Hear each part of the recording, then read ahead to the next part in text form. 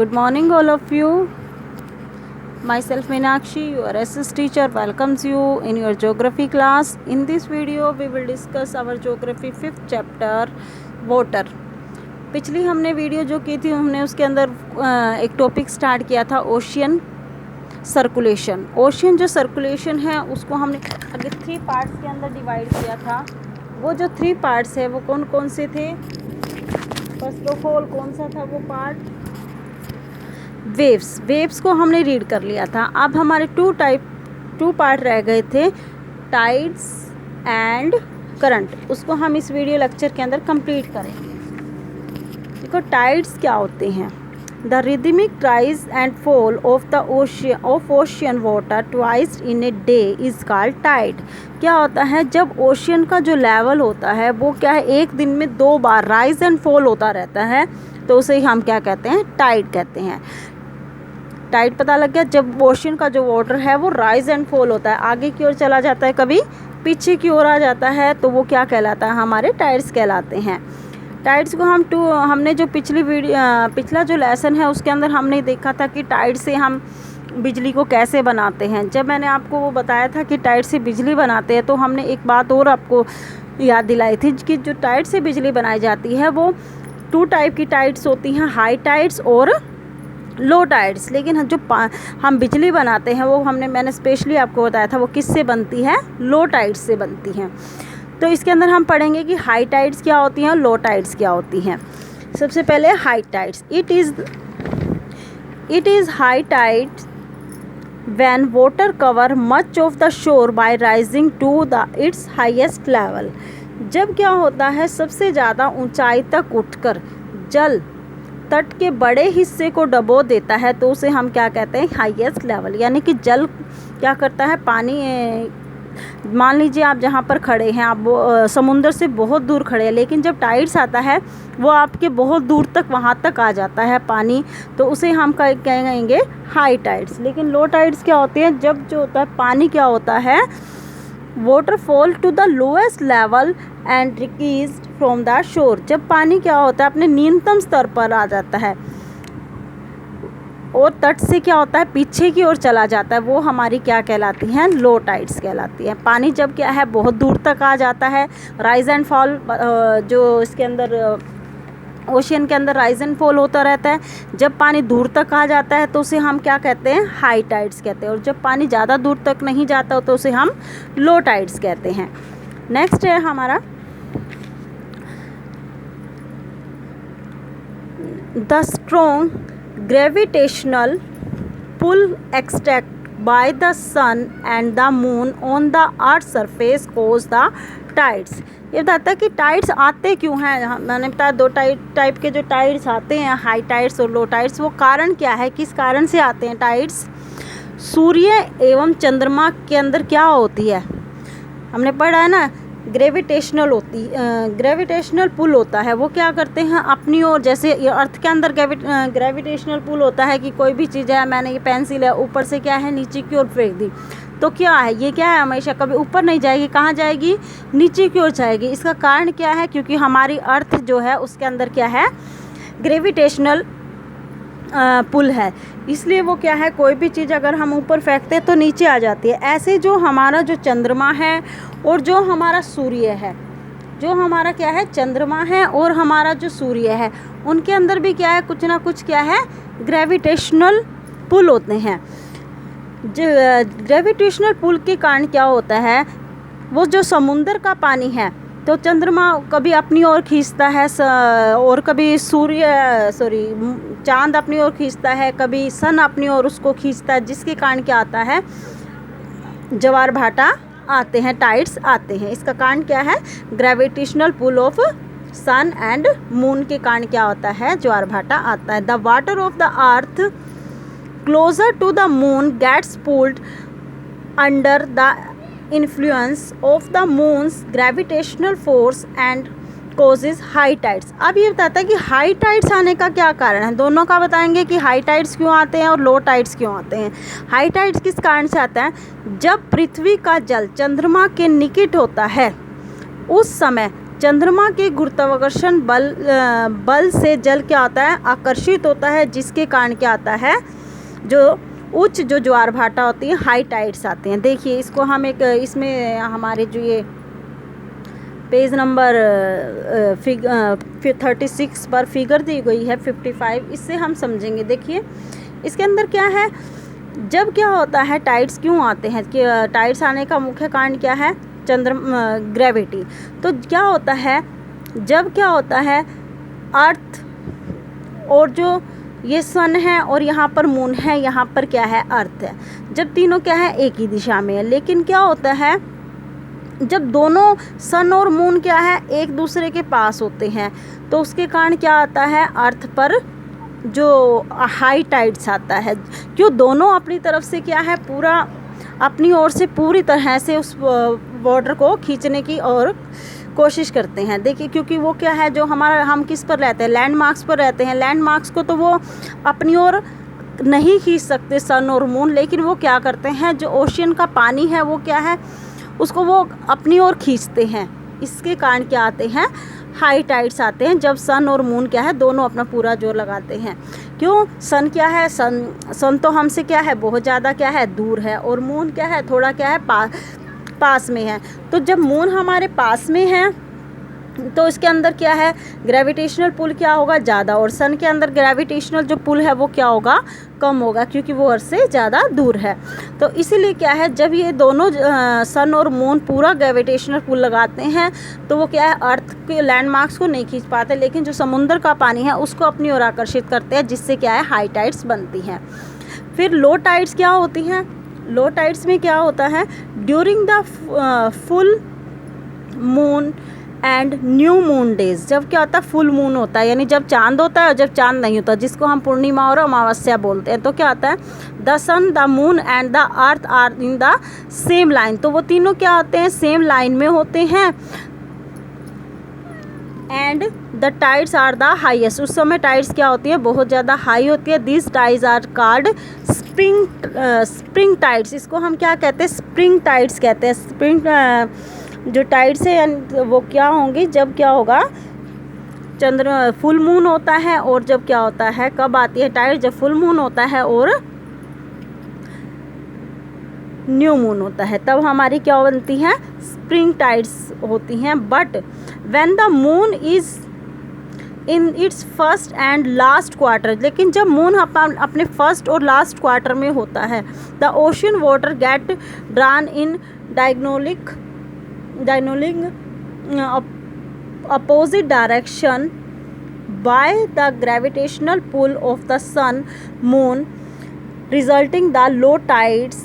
These tides are called neap tides। यानी ये तो हमने पढ़ा कि स्प्रिंग टाइड्स क्या होती है। स्प्रिंग टाइड्स क्या होंगे, ये तो किसके कारण से होंगी स्प्रिंग टाइम, जब फुल मून होगा और जब क्या होगा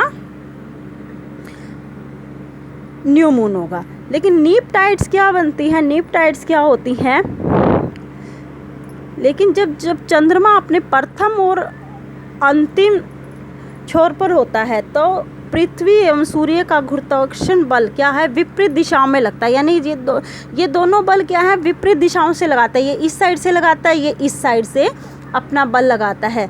जब ये दोनों विपरीत दिशाओं से बल लगाते हैं तो इसके कारण क्या आता है निम्न ज्वार भाटा आता है, जिसे हम क्या कहते हैं नीप टाइड्स। नीप का मतलब क्या होता है लघु ज्वार भाटा होता है। ठीक है, हमने पढ़ लिया लघु ज्वार भाटा क्या होता है और वृहद ज्वार भाटा स्प्रिंग टाइड्स क्या होती हैं।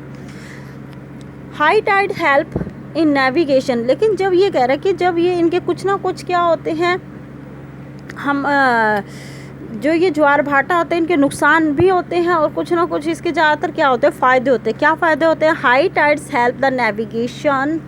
हाई टाइड से क्या होता है नौ संचालन में सहायक होता है।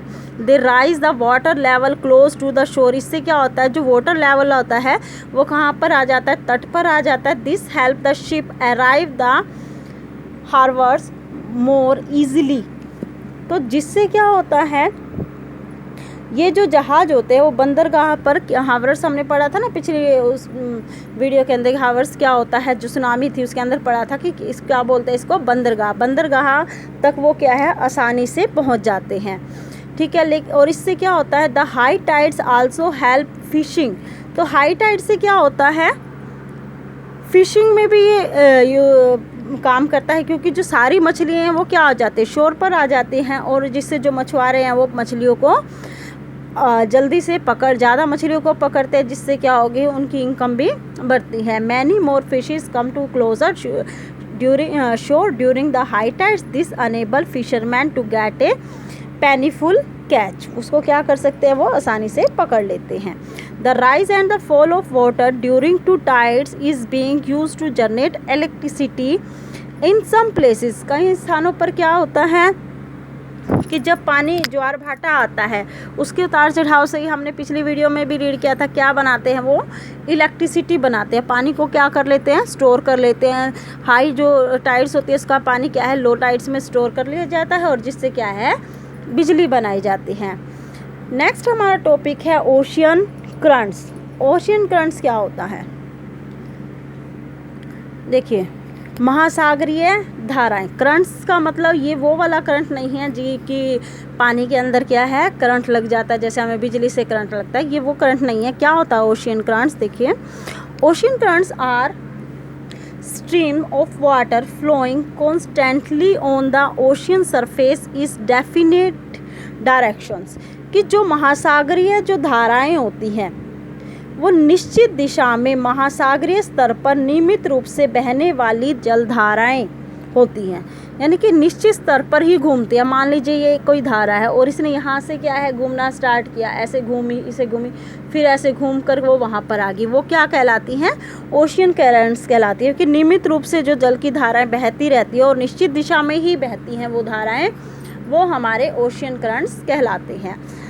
द ओशियन करंट में बी वार्म और कोल्ड, यानी ये बता रहा है कि जैसे हमने टाइड्स के बारे में पढ़ा, टाइड्स 2 टाइप्स की हो सकती हैं, हाई टाइड्स हो सकती है, लो टाइड्स हो सकती हैं। जो हाई टाइड्स होती हैं उसको हम स्प्रिंग टाइड्स कहते हैं, जो लो टाइड्स होती है उसे हम नीप टाइड्स कहते हैं।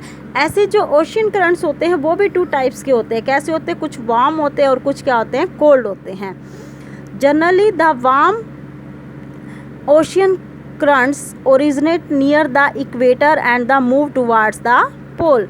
ये कह रहा है कि जो हमारे ओशियन जो करंट्स आते हैं वो कहाँ पर होते हैं, कहाँ पर कैसे होते हैं, कहाँ पर गर्म होते हैं, कहाँ पर ठंडे होते हैं। देखिए, आप शुरू से अपने बुक के अंदर रीड करते आ रहे हैं कि क्या है, ये एक ग्लोब है। मान लीजिए हमारी क्या है, अर्थ है, और ये हमारा क्या है, इक्वेटर है। ठीक है, ये हमारा क्या है, इक्वेटर है। जो इक्वेटर है वो क्या है, ये 0 डिग्री पर है, और यहाँ पर मान लिया हमने ये हमारा क्या है, सन है। तो इससे क्या है, जो भी हमारे जहाँ पर सूर्य की किरणें कहाँ जाती हैं, इक्वेटर पर पड़ती हैं। तो सूर्य की किरणें जहाँ पर इक्वेटर पर सीधी पड़ती हैं तो वहाँ पर क्या होती है, गर्मी होती है, क्योंकि वहाँ पे सूर्य की किरणें डायरेक्ट पड़ रही है। तो इससे क्या होता है, सूर्य की किरणें जहाँ पर डायरेक्ट पड़ेंगी वहाँ पर क्या, कौन से करंट्स बनेंगे, हॉट वार्म करंट्स क्रिएट होंगे। ठीक है, लेकिन जहाँ पर क्या होगा, द कोल्ड करंट कहाँ पर आएंगे, the cold current water from polar और हायर लैटिट्यूड टू ट्रॉपिकल और लो लैटिट्यूड। कि हमारे जो करंट आएंगे, जहाँ पर कोल्ड करंट कहाँ पर आएंगे, जो ये हमारा 90 डिग्री जो हमारी ये ट्रॉपिकल होती है, वहाँ पर क्या आते हैं, क्योंकि यहाँ पर सूर्य की किरणें क्या है, सीधी नहीं पड़ती, यहाँ पर क्या होगी, ठंड, तो यहाँ पर क्या आएंगे, ओबियसली कोल्ड करंट्स आएंगे। The Labrador Ocean current is cold while the Gulf Stream is a warm current। क्या होता है, लेब्राडोर महासागरीय धाराएं शीत धाराएं होती हैं। कि लेब्राडोर जो धाराएं होती है वो कौन सी होती हैं, हमारी ठंडी जल धाराएं होती हैं, जबकि जो हमारी गल्फ स्ट्रीम धाराएं होती हैं वो गल्फ स्ट्रीम से ही हम समझे आ रहे हैं, स्ट्रीम क्या होंगी, गर्म, तो वो क्या होंगी, गर्म जल धाराएं होती हैं। The ocean current influence the temperature condition of the area. ये ओशियन करंट से क्या होता है, वहाँ का जो टेम्परेचर होता है उसको भी ये महासागरीय धाराएं प्रभावित करती हैं।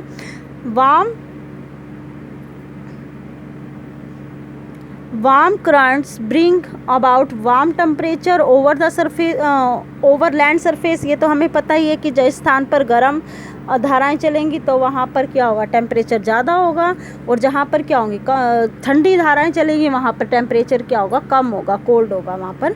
The area where the warm and the cold current meet provide the best fishing of the world. ये कह रहे जहाँ पर भी ये महासागरीय धाराएं मिल जाती हैं, यानी कि कोल्ड करंट और जो हमारे क्या है वार्म करंट है आपस में मिल जाते हैं, तो उस समय क्या होता है, वहाँ पर क्या है, सबसे ज़्यादा क्या होती है, फिशिंग होती है। फिश क्यों होती है वहाँ पर, क्योंकि वहाँ पर क्या है, जैसे हम मान लो सर्दियों में क्या है, पानी क्या, ज़्यादा गर्म पानी में भी नहीं नहा सकते और ज़्यादा ठंडे पानी में नहीं नहा सकते, तो हम क्या करते हैं, पानी को मिक्स कर लेते हैं। पानी को मिक्स करने के बाद क्या होगा, वो हमारे लिए क्या होता है, नहाने के लिए सूटेबल होता है। ऐसे क्या होता है, फ़िश भी देखती हैं कि वहाँ पर पानी क्या होगा, ना ज़्यादा गर्म है उनके लिए, ना ज़्यादा ठंडा है, तो वो क्या होंगी, वहाँ पर ज़्यादा अपने एग्स देगी, जिससे क्या होंगे, वहाँ पर ज़्यादा मछलियाँ होंगी। जैसे sea around Japan and the eastern coast of North America are such example. यानी कि यहाँ की सबसे ज़्यादा इसका एक मेन जो एग्ज़ाम्पल है वो कौन सा है, जापान में है, और नॉर्थ अमेरिका का जो नॉर्थ अमेरिका है उसका जो तट है वहाँ पर सबसे ज़्यादा पानी क्या पाया जाता है, सूटेबल पाया जाता है, क्योंकि वहाँ पर ओशियन करंट्स क्या है, ज़्यादातर आपस में मिल जाते हैं। The area where a warm and the cold current meet also experience foggy weather making it is difficult for navigation.